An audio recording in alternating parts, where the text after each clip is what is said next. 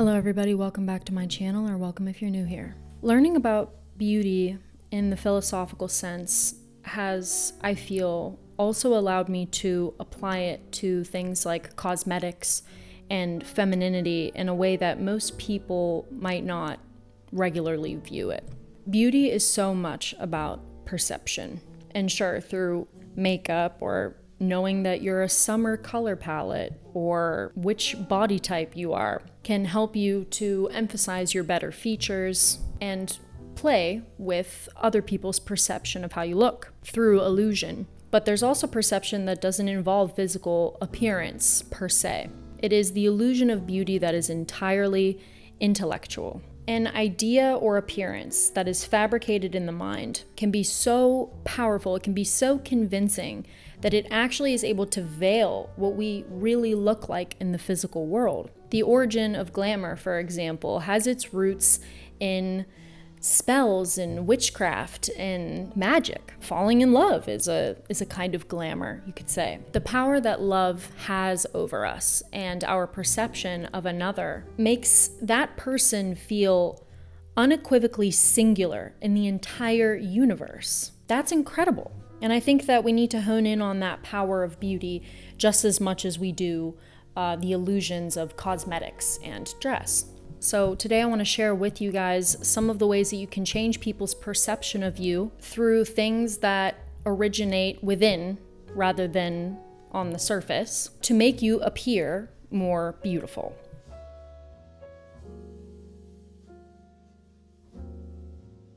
Beauty endures. Beauty is also fleeting, but beauty is a paradox.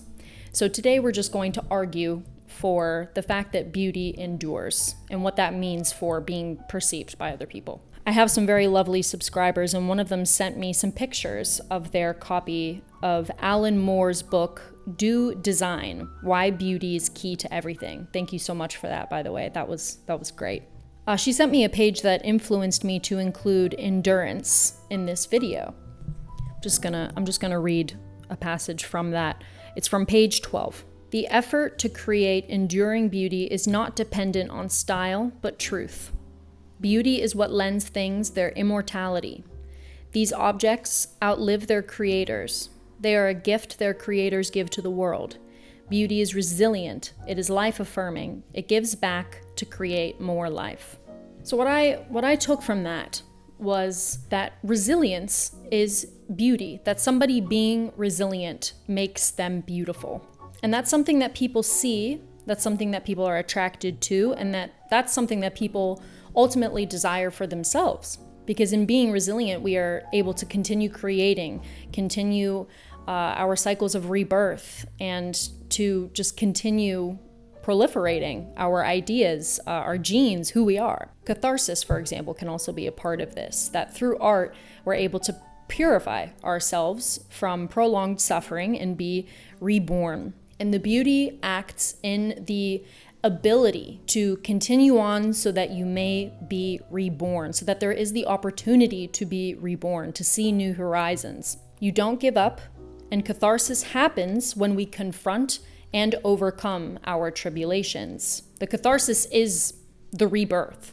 The beauty of the Platonic system, for example, is something that exists outside of time and therefore cannot be destroyed by time. So in a way, by enduring things in this world, you are imitating this perfect divine form of beauty. And that, I would say, imparts elegance and grace onto us. When you overcome something, you leave it behind, you're lighter, and you're more adept, you're more graceful with the trials going forward. You can always tell when somebody has something dark that they're holding on to, right? They feel heavy, there's a density around them. So I say that the opposite is also true. You can perceive somebody's graduation into a higher place, a better place. And because of that, you will be perceived as more attractive, more beautiful for it.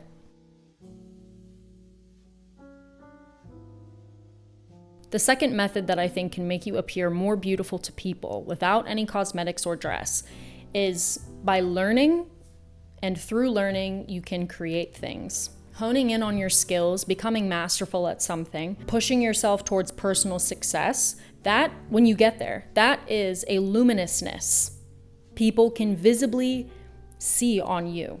And of course, when you look in the mirror, you can see that in yourself. You can see a change. Being capable isn't, it's not like wearing makeup. It's more like wearing armor, I'd say. And in this way, through being capable, it's no longer just you anymore. You've multiplied. You're furthering your grasp. You're strengthening yourself. You're making yourself larger, more ornate. And people notice that. I think it's arguably the same glow as a mother, the same type of glow of creation, just a different medium, which is why I'm happy to say that this video is sponsored by Skillshare.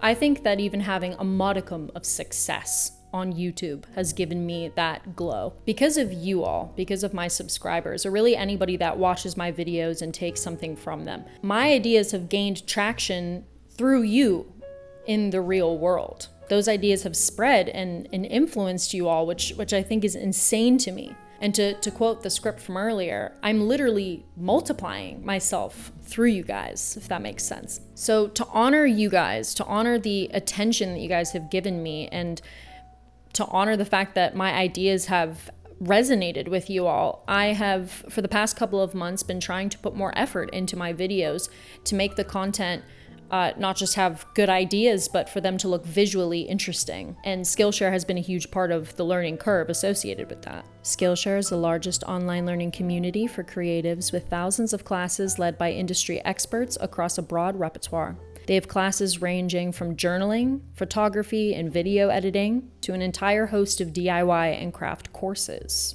I got a new camera, and a few content creators on Skillshare have offered classes to be able to help me figure out the ins and outs of this technology, because I'm very slow to understand it, to be honest. So having all of that information so concise, easily understandable has been a godsend. But I'm starting to really get into things like color grading, for example, which I think is so cool. It basically takes an otherwise amateurish looking video and it makes it look cinematic. It sets like a mood, and like, why not do that for my videos, you know? Why not do that for you guys, just to make content more engaging? The first 500 people to use my link in the description or to use the QR code provided will receive a 1-month free trial of Skillshare. I think it's a platform that incentivizes personal growth and learning in a way that university just can't, because this is you making the decision to learn. This is you searching for the class, looking for the thing that you want to learn about. You hold the reins. And I do not think that there is any other way, no more liberating way to learn than that. It starts with you. But yeah, becoming proficient or better in something that you really love doing, bringing your ideas to life, multiplying yourself, so to speak, people can tell, people can see that. I genuinely think that is something that people perceive, and it's something that people desire for themselves. Beauty is involved with desire, and I think whenever people see somebody else who has spread themselves out, who has grown, who has strengthened themselves, they too desire that, and that desire is the will. It's they see themselves in you in a way, or what they hope to be. They see what they hope to accomplish. They see their ideal in you. Being beautiful is about a certain ideal or an apex or an apogee at some point. And for you to walk through the world having not only yourself, but the things that you have created in your orbit, I think people can sense that grandeur about you, just from making yourself larger, having multitudes, as Whitman would say.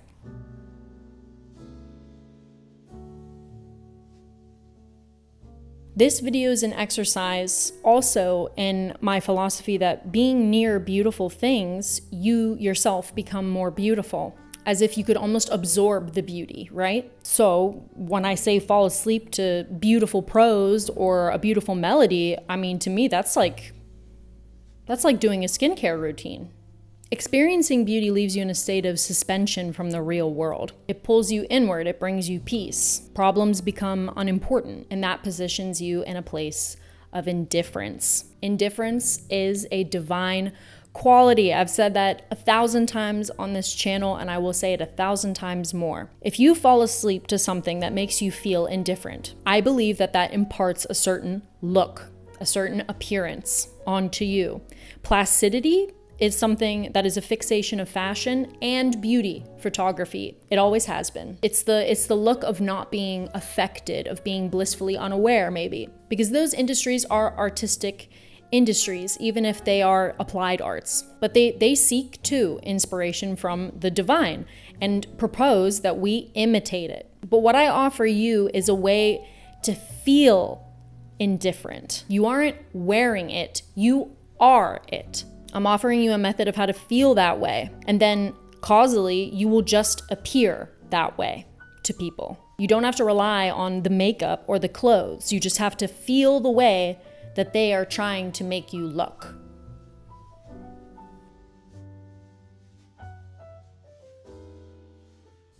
Number four is happiness. Maybe this sounds obvious to you guys, but being happy, genuinely content with life, that is something that makes you appear more beautiful to people. And this is one that I even feel like I need to work on. But of course, sometimes you're just in bad company, or you don't want to be happy. Maybe you just want to go with the flow and let your negativity pass. But happiness, laughter, a big smile, those have always been attractive and very infectious things. And I'll explain why. Because when you're happy, your happiness is bringing yourself and the viewer into a protected place. You and this person, or people that are surrounding you, let's say, that are perceiving you, are now in a domain dislodged from the world of pain and suffering. Whether you're seen as being blissfully unaware or unaffected by things. Being happy, smiling, laughing, having energy gives people the impression of beauty. It is just a fact of life that people like happy people. People will choose to crowd around the happy person over the mysterious one. I remember reading the biography for one of my favorite authors, and a friend of hers said that people always found her less attractive, though she was very physically beautiful, because she was always dejected. And men would often gravitate towards her more, I guess, ungainly friend, because her friend knew how to be the center of attention. She had a lot of vitality and energy, and she was happy a lot. And her energy was infectious. People flocked to her. People liked being around her. Though I'm definitely not somebody myself that will always choose the disposition of happiness, and have unfortunately found a lot of aesthetic pleasure in being sad or remote. I feel that you have the right to be that way. You know, like there is beauty in mystery as well. But it is true that most people will leave you to your mystery. They'll leave you alone. So it's good to be alone, but it is true. Only the very special exception will want to pry, and they will say, "Hey, what's going on in your head? What are you looking at? What is this distant horizon you're focused on?" You know, that person is special, and you should let them inquire. Unless they're a creep, then don't. But a lot of people are sad. A lot of people are not satisfied with their lives. True happiness is a luxury. And to see someone maintain that happiness and their serenity draws people to it. It's perceived as an effulgence. Happiness, among all these other ones as well, is the greatest filter you can put on your face. A big smile is the best lipstick, and so on and so on.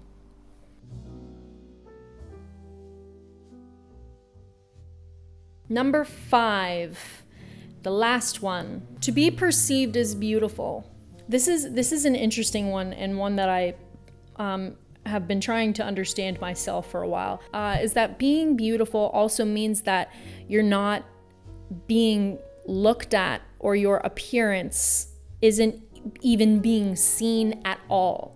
That somebody can pass through this entirely and see right into your soul. Beauty is a kind of nothingness too. So I would say, in order to achieve that, right, where your appearance is not even in the picture, is not even up for consideration at all, the method would be to give somebody your undivided attention. Simone Weil, who is a religious philosopher that I've been exploring recently, she's from the 20s, she was working in Paris, spoke about the importance of attention in her work. I believe this concept is explored deeply in her book Gravity and Grace, and it's briefly mentioned in her collection of essays and letters, Waiting for God. She argued that giving somebody your undivided attention is a kind of prayer. It's, I guess, formally known as a negative effort.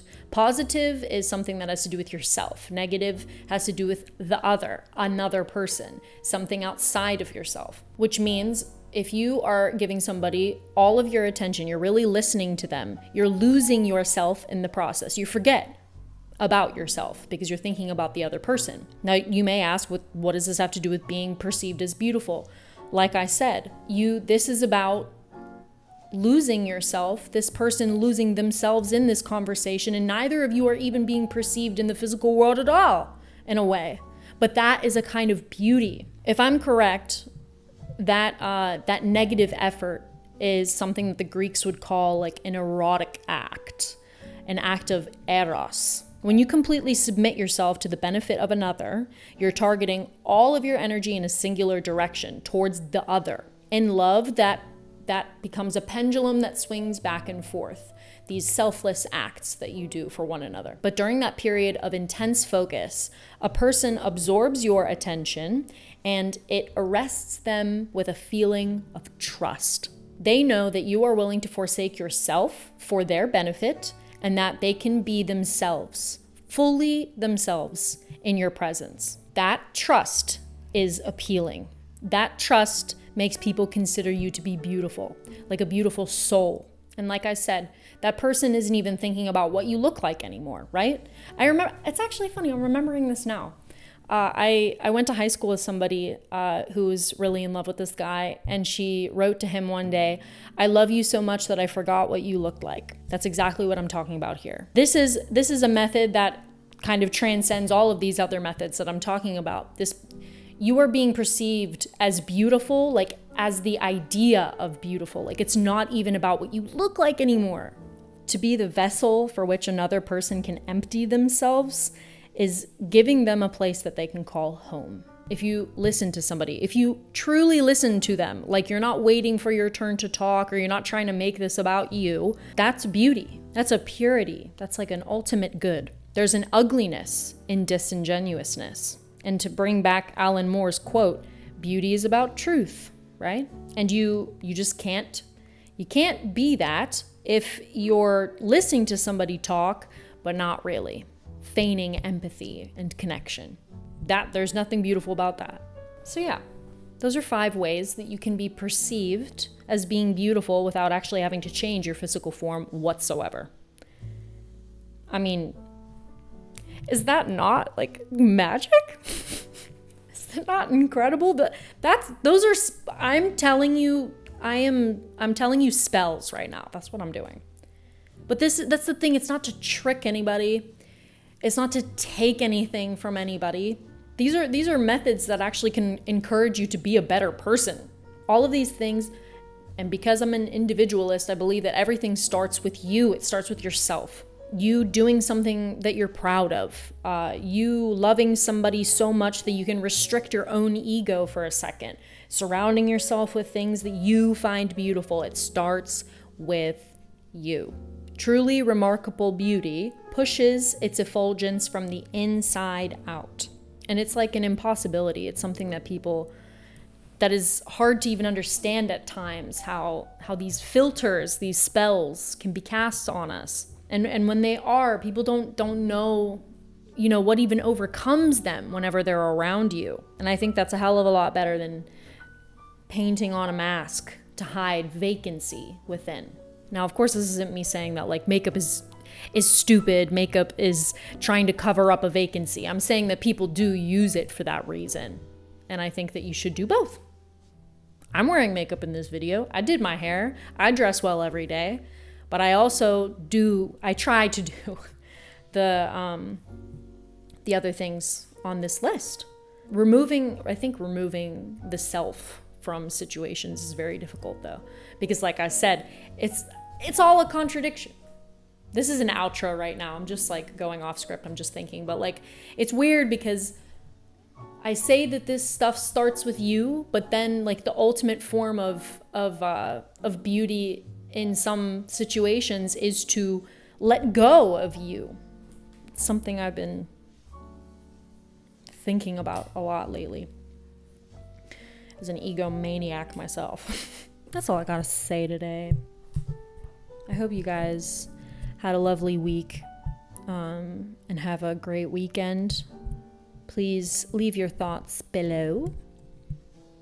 Do not forget to like and subscribe. As always, share this video if you want, please. And I will see you guys next week.